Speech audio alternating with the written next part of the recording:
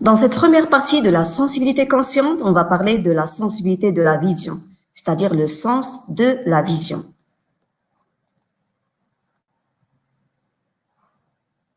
L'œil est l'organe de sens qui nous permet de réagir, bien sûr, avec le milieu extérieur grâce à un stimulus lumineux, c'est-à-dire grâce à la lumière. Voyons tout d'abord l'anatomie d'un œil humain. La cornée, c'est la partie transparente de l'œil, l'humeur aqueuse, le cristallin, l'humeur vitrée. Voilà la pupille, l'iris.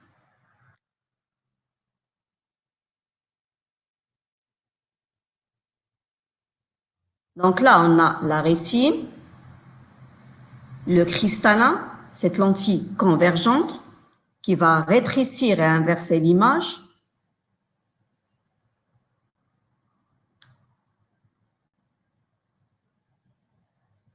Et là, qu'est-ce qu'on voit? Les deux membranes de l'œil, la choroïde et la sclérotique.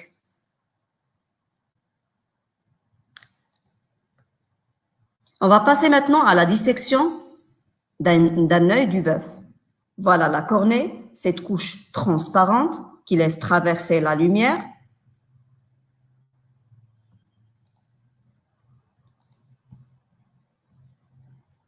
On va voir de plus près l'intérieur d'un œil du bœuf.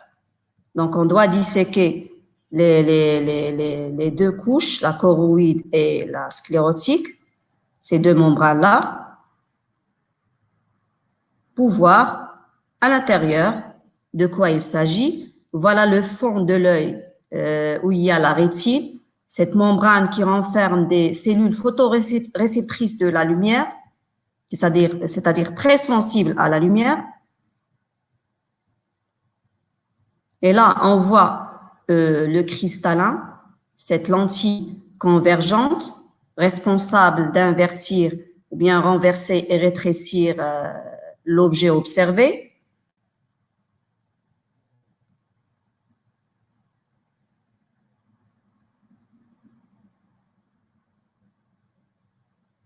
La pupille.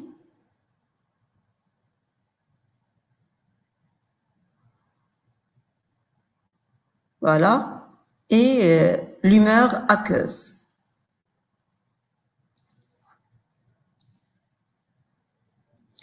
Comment s'effectue maintenant l'élaboration des messages nerveux au niveau des récepteurs sensoriels de la rétine? Donc, on sait que la rétine, cette membrane qui renferme des cellules photoréceptrices de la lumière, et là, je parle de deux types de cellules photoréceptrices, les cônes et les bâtonnets. Donc, les bâtonnets sont sensibles à la lumière, mais une lumière qui est très faible. D'accord? On peut voir même les objets, mais juste en noir et blanc. Alors que les cônes, ils sont très sensibles aux objets éclairés, trop éclairés, et ils nous permettent de voir des choses colorées, des objets colorés. Donc, les bâtonnets sensibles à une faible lumière, alors que les cônes, il faut que les objets doivent être éclairés.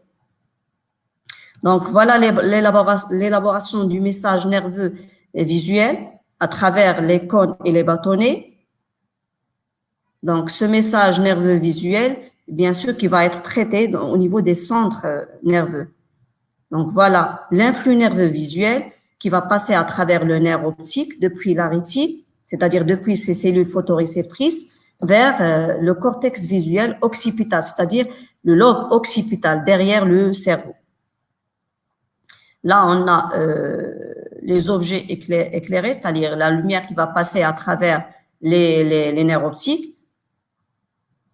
Là, on voit le chiasma optique, c'est-à-dire le croisement des deux nerfs optiques et l'influx nerveux visuel qui va être traité dans cette zone-là, c'est-à-dire au niveau du lobe occipital. C'est là où on va trouver, bien sûr, l'aire visuelle. Parlons tout d'abord de ces cellules photoréceptrices de la rétine. Donc, on a parlé des cônes sensibles à la lumière et ils se situent au centre de la rétine. On parle des cônes, leur nombre il est très faible, alors que les bâtonnets, on les voit dans la périphérie de la rétine. Ils nous permettent de voir les objets même pendant l'obscurité. Et leur nombre, il est très élevé. Donc voilà, les cônes au niveau du centre nous permettent de voir les objets en couleur, alors que les bâtonnets se trouvent en périphérie. Comment on peut enregistrer une activité électrique? Et là, j'ai choisi deux exemples. Activité électrique pendant l'obscurité et une activité électrique pendant la lumière. Par exemple, la lumière du jour. Donc, grâce à un stimulus visuel, il s'agit de la lumière. Donc là, on voit une activité électrique qui est très faible. Pourquoi? Parce qu'on est dans l'obscurité. Et là, les cellules photoréceptrices qui sont simulées, ce sont les bâtonnets. Alors que là, on voit que l'image là, elle est éclairée. Donc, à la fois les bâtonnets et les cônes qui sont simulés. D'accord? C'est pour cette raison qu'on voit là ces traits-là qui sont très étroites. Là, pendant l'obscurité et là, pendant la lumière. L'activité enregistrée ou bien l'enregistrement de l'activité électrique pendant le jour et là, pendant, par exemple, la nuit. Là, ce sont les bâtonnets, alors que là, à la fois les bâtonnets et les cônes.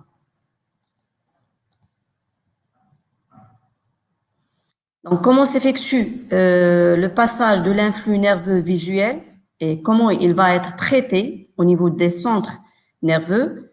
Voilà, comme nous montre l'imagerie médicale du cerveau, l'œil sans anomalie, c'est-à-dire un œil sain. Et là, qu'est-ce qu'on voit? La partie occipitale du cerveau, c'est-à-dire là où on va trouver l'aire visuel, au niveau du lobe occipital. Donc, au niveau de cette zone, on peut voir les objets, c'est-à-dire colorés, c'est-à-dire reconnaissance des couleurs, comme on peut aussi reconnaître les formes des objets, d'accord? Et même, on peut reconnaître aussi les mouvements. Dans cette zone-là, c'est-à-dire au niveau du lobe occipital, c'est-à-dire l'aire visuelle. Et bien sûr, l'aire visuelle, elle est répartie en plusieurs zones. Par exemple, la zone qui va recevoir le message nerveux visuel et une autre zone qui va traiter et interpréter ce message nerveux ou bien cet influx nerveux visuel.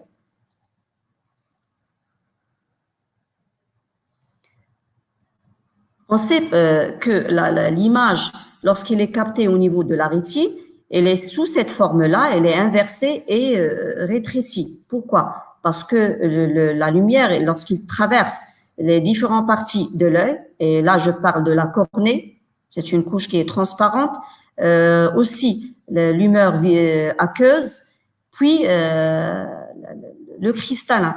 Une fois arrivé à cette zone-là, les objets ils vont être inversés et rétrécis.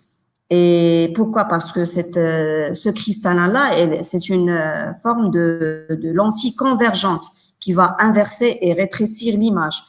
Et là, toujours, la lumière elle passe à travers la lumière vitrée. Une fois arrivé au niveau de la rétine, ces cellules photoréceptrices ils vont capter une image irréelle, c'est-à-dire un message qui est codé. Et bien sûr, ce message-là, il va être décodé, bien sûr, ou au niveau du centre nerveux visuel, c'est-à-dire l'aire visuelle.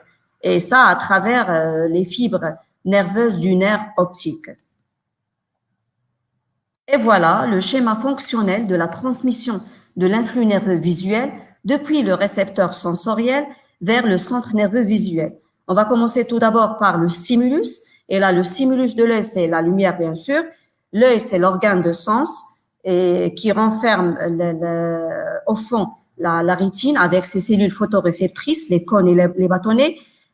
Un message nerveux qui va naître au niveau de ces cellules photoréceptrices, et on parle d'un influx nerveux visuel sensitif qui va passer à travers le nerf optique qui renferme les fibres nerveuses optiques. Et là, je parle d'un conducteur sensoriel. Toujours ce message, il va passer vers le centre nerveux. Et là, je parle d'un sens centripète, dit aussi afférent. Une fois arrivé au niveau de l'aire visuel, le centre sensoriel, ce message va être décodé, traité, interprété et corrigé. Et nous, comment on va voir l'image claire et nette, bien sûr. Voilà, et merci.